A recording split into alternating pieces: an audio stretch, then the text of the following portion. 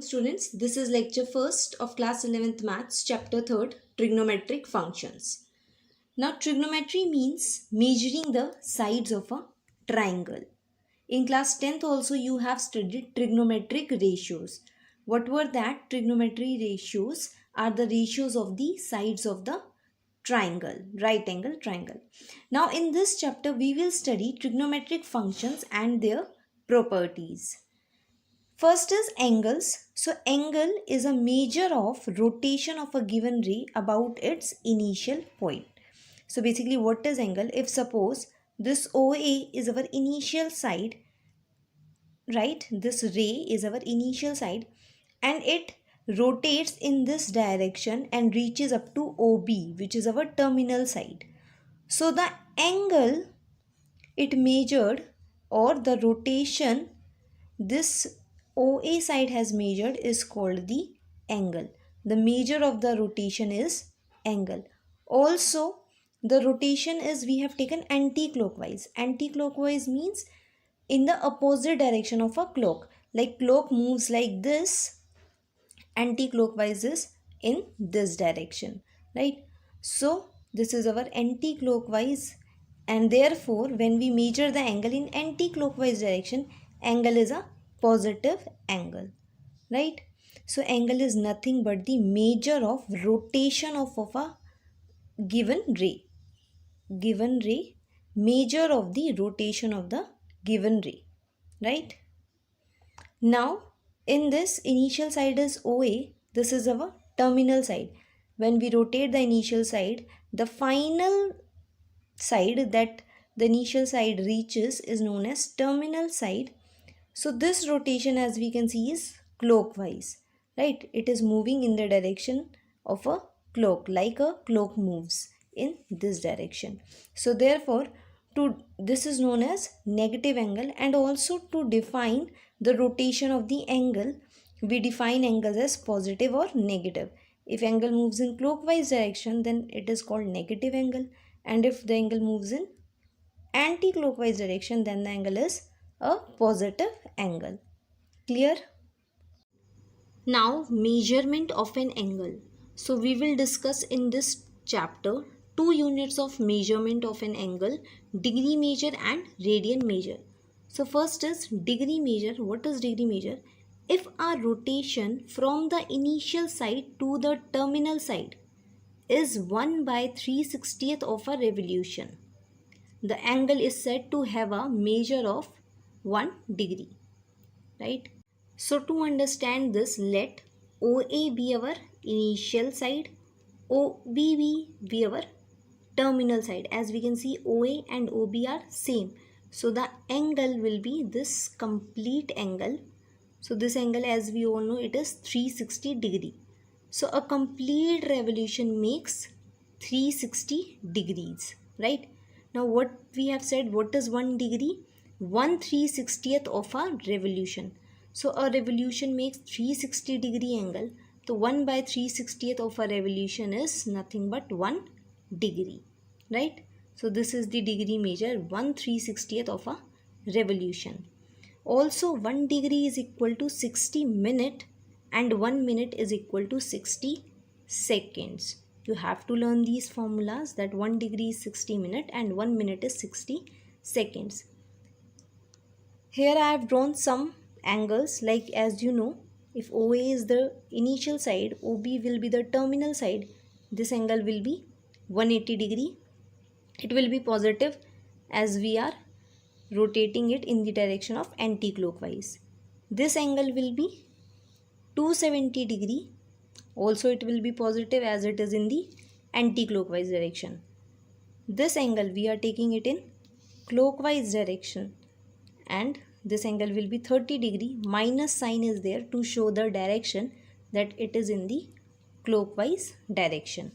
Clear? So this is basically our degree measure. Now next is radian measure. In a circle of radius r, an arc of length r will subtend an angle of 1 radian at the center. What is this saying? That in a circle of radius r, if we take an arc of length r, so it will subtend an angle of 1 radian at the center. So to calculate angles in radian, we use this formula theta is equal to L by R, where L is length of arc and R is the radius of the circle.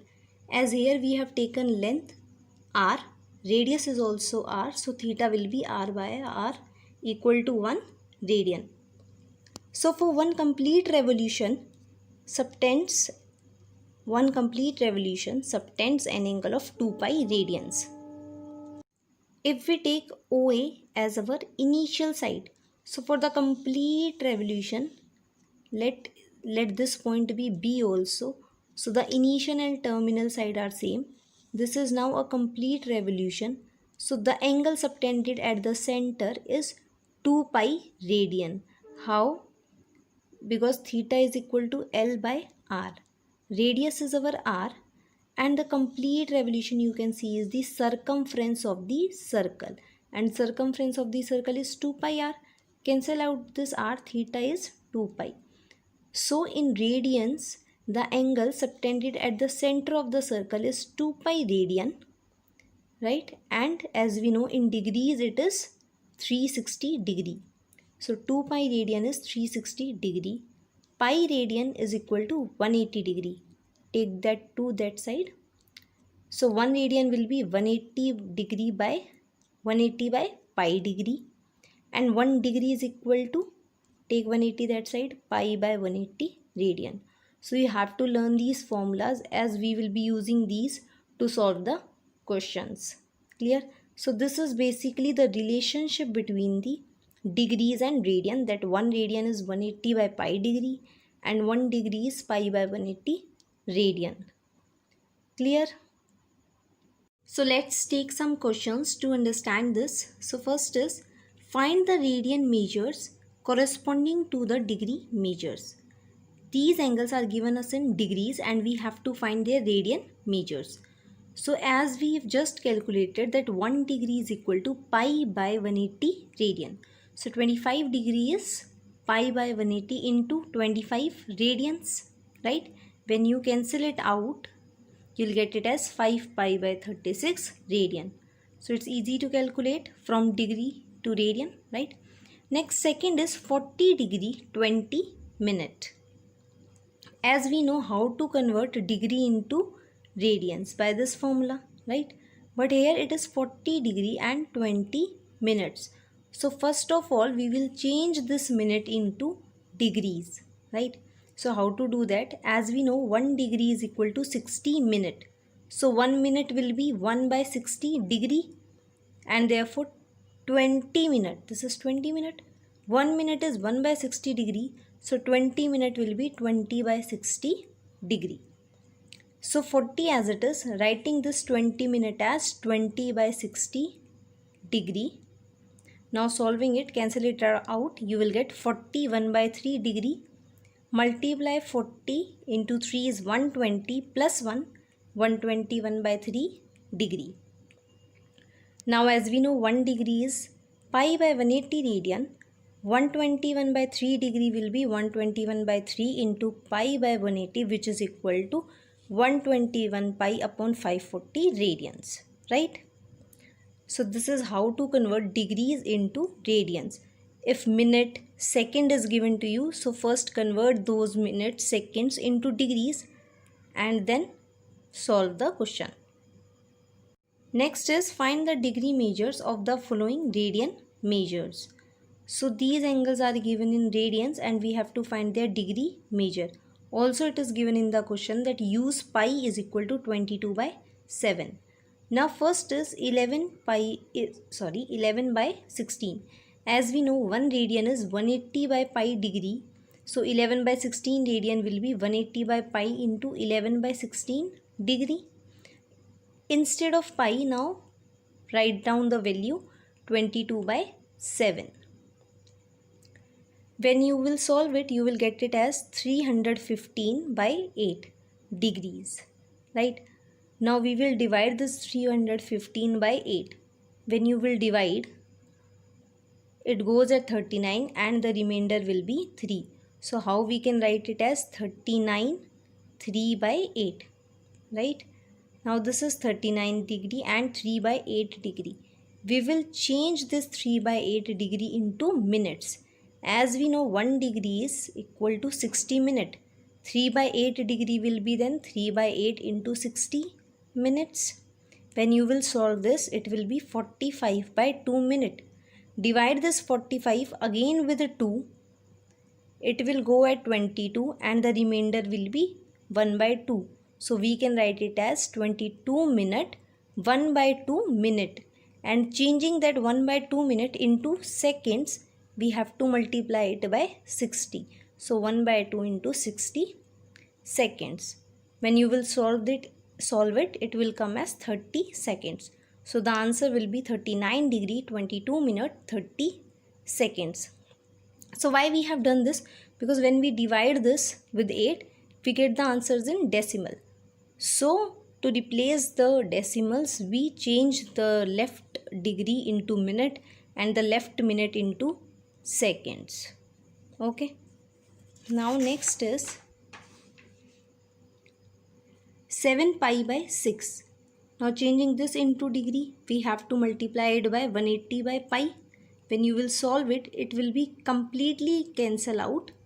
So the answer will be 210 degree. Next is minus 6 radian.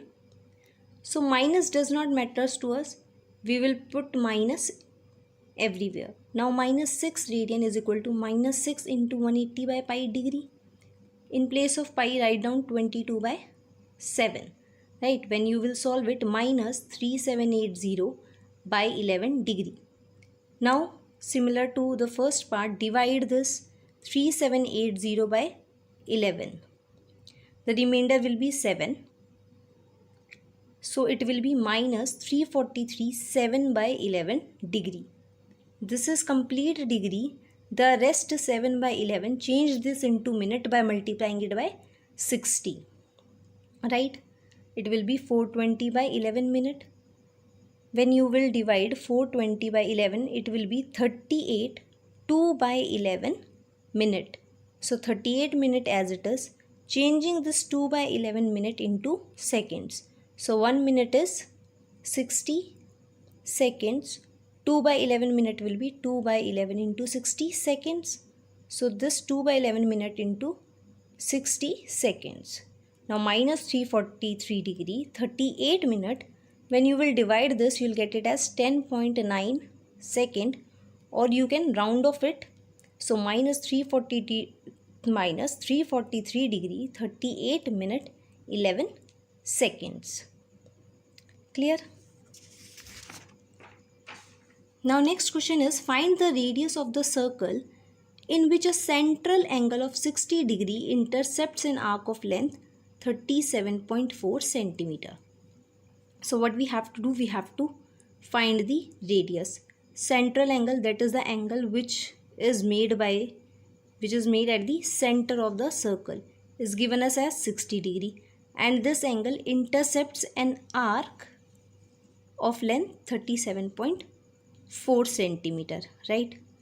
So as we know this formula of theta is equal to L by R, as we know theta also, length also, we have to find the radius. But this formula is used when theta is in radians. But here theta is given us in degree, 60 degree. So we will first of all find out the radian of 60 degree. So multiply it by pi by 180 and the radian will come as pi by 3. Right? Now R will be L upon theta. L is given to you 37 by 4. Theta is pi by 3. In place of pi, put 22 by 7. So you will get the radius as 35.7 centimeter. Next question is, if the arcs of same length in two circles subtends angle 65 degree and 110 degree, find the ratio of their radii. These are the two circles. What they are saying, that the arc of the same length. In both the circles, length is same, but in one circle it subtends an angle of 110 degree and in other 65 degree. We have to find out the ratio of their radii. So let radii of this circle be r1 and of this be r2. So let r1 r2 be the radii of two circles, right? As theta is given into degrees, but we know we can use the formula theta is equal to L by R only when theta is in radians. So convert this theta into radians, multiply by pi by 180. So this is our theta 1. Theta 2 will be 65 into pi by 180 radian. Now theta 1 is L by R1, theta 2 is L by R2. Why we have taken both here L and L, not like here we have taken R1, R2, theta 1, theta 2, but it is given in the question that length of arc is same. So need not to write L1 or L2 because these both are same. Now we have to find the ratio of the radii. So first calculate the radii. R1 will be L by theta 1, R2 will be L by theta 2. So ratio will be R1 by R2. So R1 is what? L upon theta 1. R2 divided by R2. So writing it oppositely, theta 2 upon L. L is same, cancel out L, but you will get it as theta 2 by theta 1. Now theta 2 we have just calculated 65 into pi by 180 and theta 1 is 110 into pi by 180, right? Cancel pi by 180, you will get 65 by 110 and when you will cancel it out, you will get it as 13 by 22.